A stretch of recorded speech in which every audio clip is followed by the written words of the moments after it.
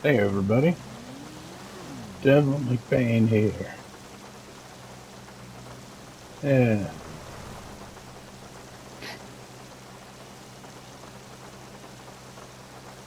I've been living life for a while, 45 years.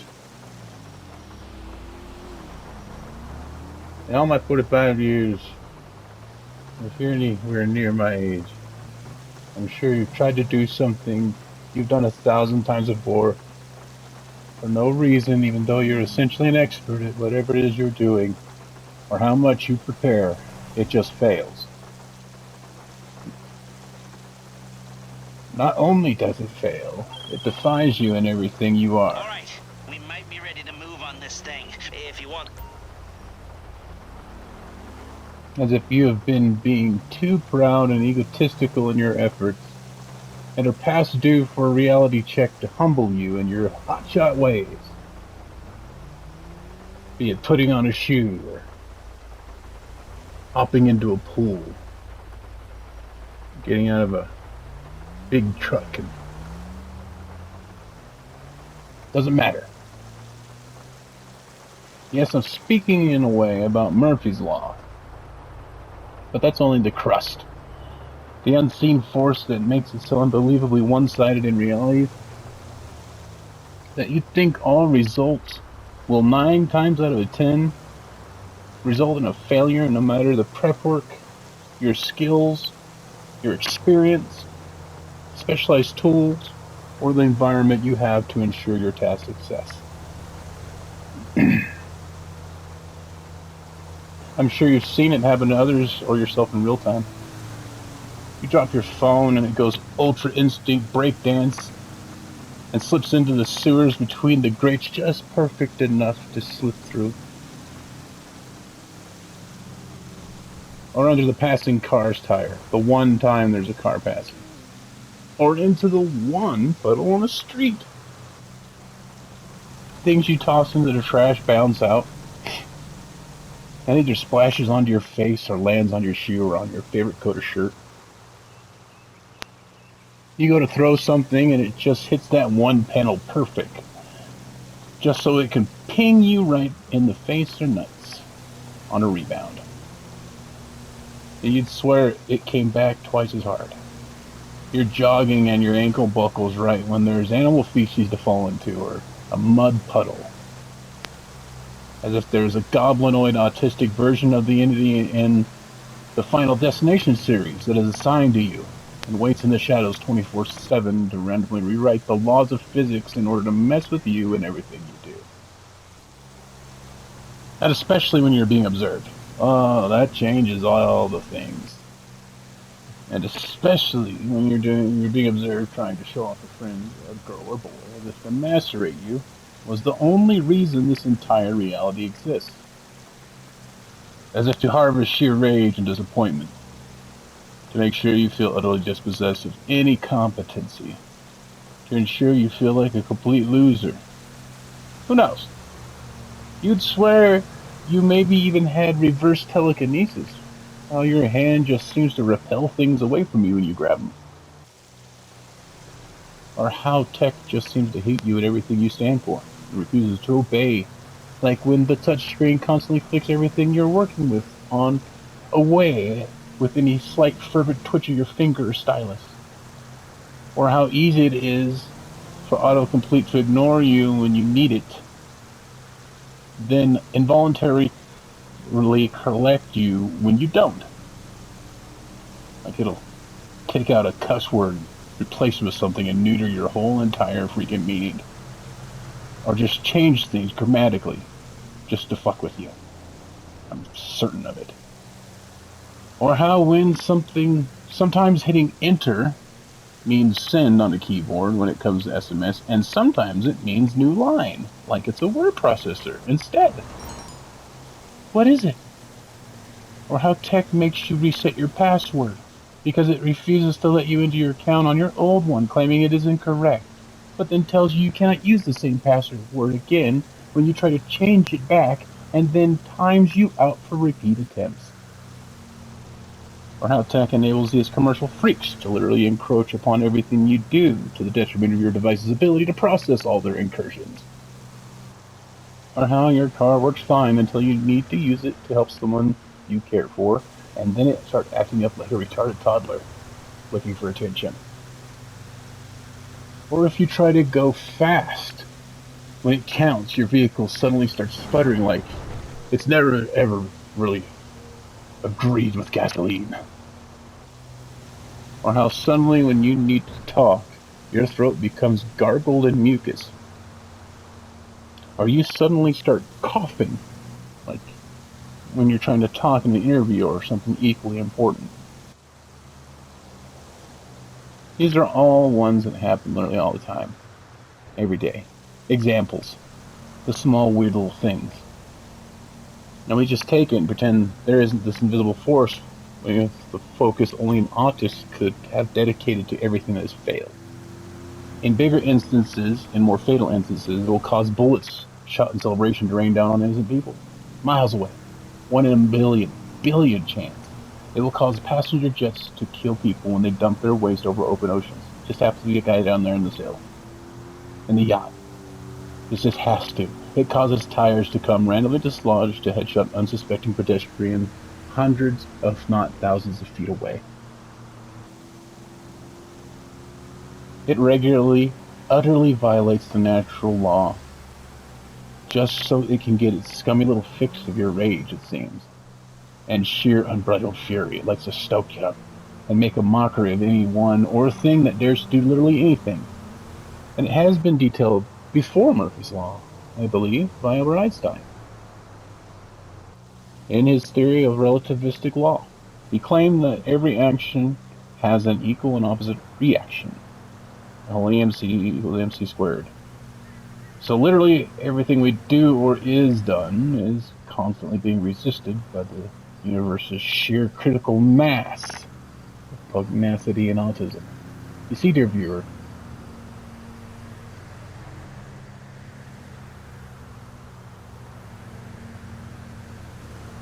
we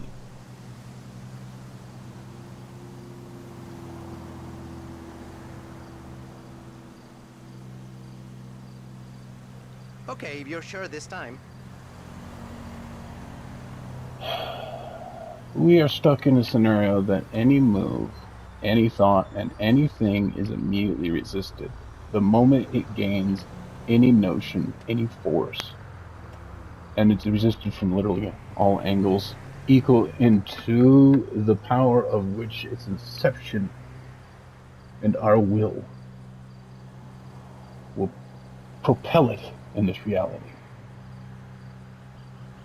So in light of this relativity and how clearly against us the entire natural world is, in the form of how it chooses for us to fail in 9 ways before we ever get to see success, tells me that this world hates all effort and meaning and clearly just wants entropy and puerile, chaotic ignorance. It shows in the way things survived in the natural world too. Just how purposely tuned for irritation and pugnacity this reality is. For example, the most tactical and stealthy level-headed predators, the cats, use patience and skill, deftness, prowess to survive a hard-won life of diminishing returns until they die, being unable to keep up with this failure force, alone, beaten down into a mockery of what they once were. Because that's how it feeds. Whereas if you're a dumb POS bird like a peacock that is literally bright enough to see a mile away and loud enough to see 10 miles away and is annoying, you are a beloved symbol of fertility and exalted by this world. In fact, you are more likely to live through many things if you show that you're a stinking, loud, irritating little scumbag, like, say, the Wolverine or Badger, or any other mustelid. The pattern is there written in biology and evolution, and it protects all vermin and parasites and gross poisonous disease spreaders and filth and frivolous, wasteful freakishness to the point that these characteristics are utterly exalted in the natural world, it seems like. Highlighted. Immune to all their own disgusting and irritating problems just so they can spread more irritating bullshit to the world at large, as if this is the entire purpose of reality.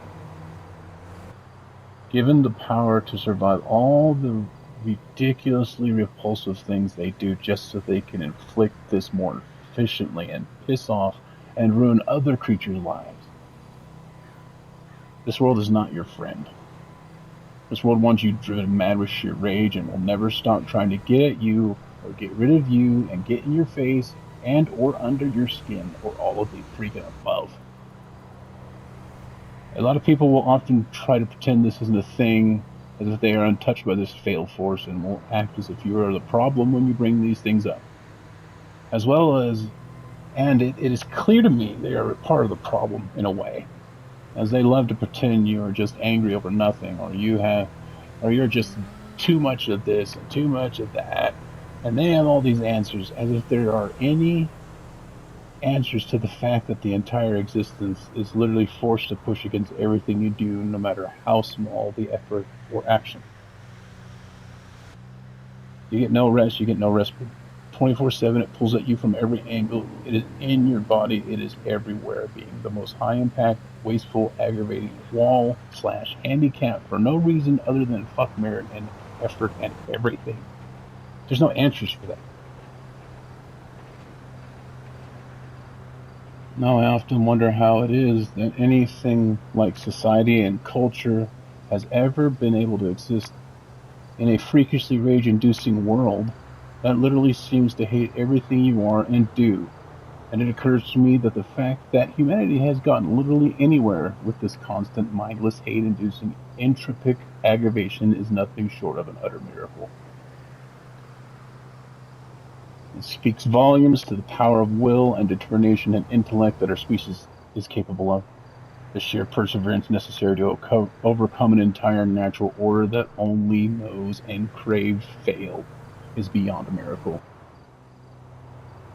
It almost seems impossible when the average person takes into account just how many ways one can fail as opposed to how many ways one can succeed. I often look back on my life during my time in the service and as a musician and a law enforcement officer and state security. I wonder how it is I'm even alive with all those aspects in my mind now. Let alone I was capable of doing any of those jobs. Safe to say, even survive them. When I take away, when I see the way it is now, and how often merely being observed changes all roads to failure to the point of humiliation, when you normally could manage in your sleep to accomplish these tasks, I've seen it 1,000 times in myself and others. How did I not die during all those traffic stops and arrests?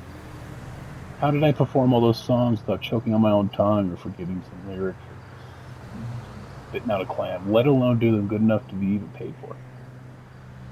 How did I manage to not get head-hunted by Johnny Jihad during ATFP ops? It certainly wasn't luck. I'm not a lucky man. But that law was happening big time through all that. I brought this subject up in this long form to reach out. I want to know if this theory of failure, this Murphy's Law and its less humorous brother relativity, have ever been linked and properly measured in a useful sense. Because there's a lot of power to harness here. To understand its flaw, its flow, its polarity, how it moves during different events, during the day or otherwise, during the month, the year. How to harness the very nature of this pedantic power's need to resist everything as if it is feeding off of sheer rage of wasted effort. You know, we've already checked out relativity. It's given us,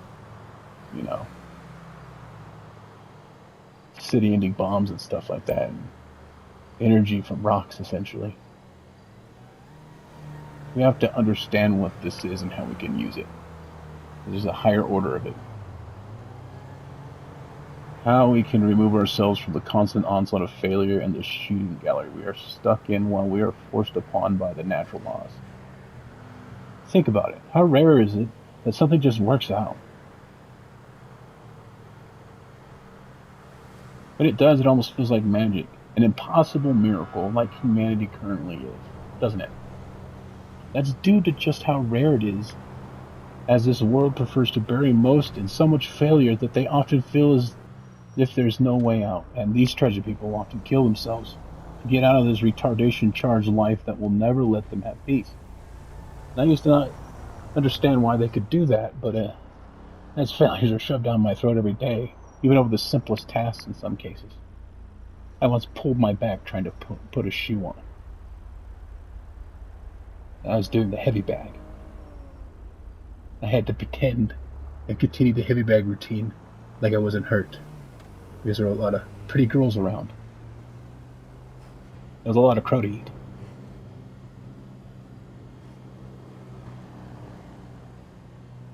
I began to understand how someone could think that it was the only way to take back their lives from this world that just seems to want your will broken and all your hopes lost. Do not judge them harshly. Some of us have it even worse than I do, and I'm pretty sure I'm cursed. So I cannot imagine how much worse it would have to be in order for me to take my own life. And I would rather not entertain such a thing. I don't like to give these morons any ideas, or whatever this is. I made this video to ask a question, to be directed to relevant studies, anything, and put into words this factor that some of us have worse than others, to help others cope like how I do when I post these rants. It is not evident when someone is afflicted by this. Like, first glances at sometimes. They tend to be a little angry. Because they're constantly being prodded. They notice too much, I think. And often, if you can tell, they're going to have missing limbs, scars, deformities, birth defects, terminal and chronic diseases. Some of these people are literally trapped in their own bodies that will not move. This world is nobody's allies, and it has nobody's back. It feeds on us like a parasite, and it barely deserves the honor we give it. It should be viewed with only suspicion and doubt, as it tries everything to minimize us and piss us off to the point where we lose all our senses and destroy ourselves. I just look at how much of a stone's throw we are away from chimpanzees. Because we are constantly being poked and teased and tortured to insanity. We must dominate this pedantic animal of fail and force it to heal, or we are just another footnote in history that likely will never be revisited in any capacity worth noting. We have self-control.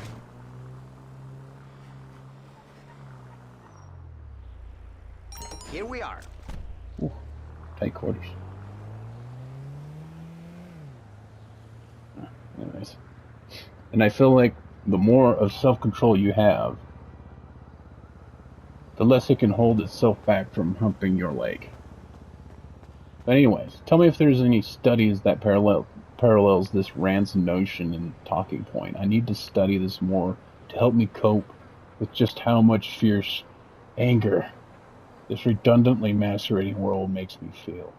And I hope detailing this somehow helps someone realize they aren't the only ones who see this stupidity all the time, writhing in front of you like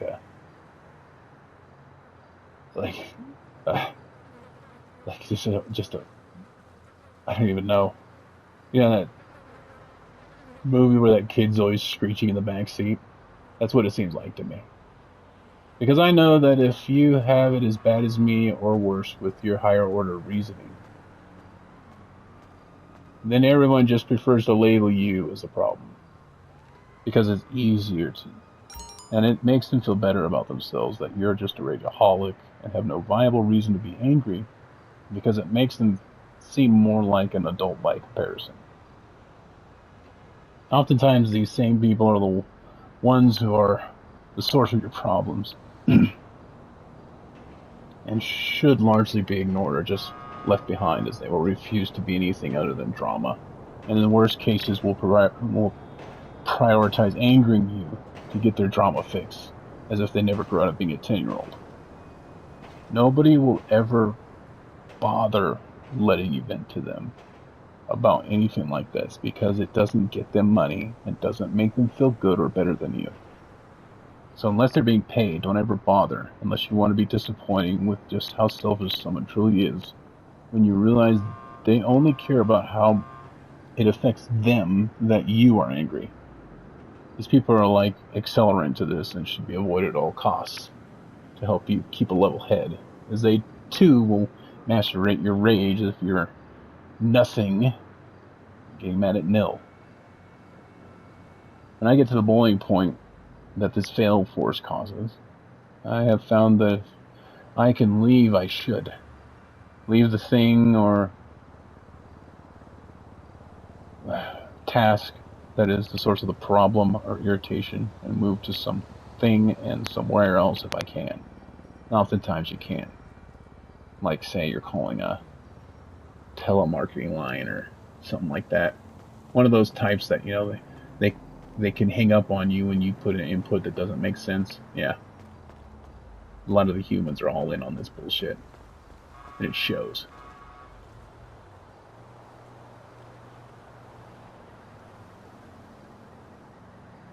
They're just they're not really in it.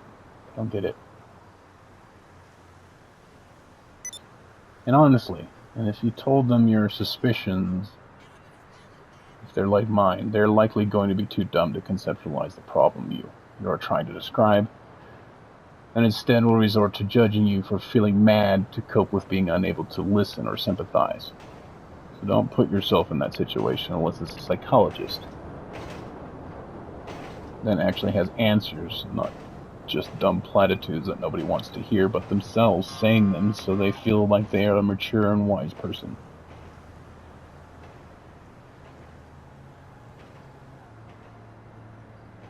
I mean, the point of this is they can't have answers for it.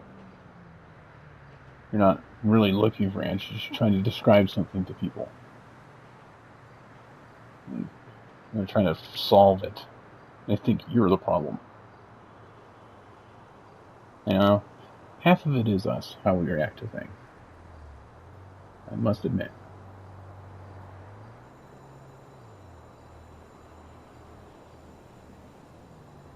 How much we let it get to us.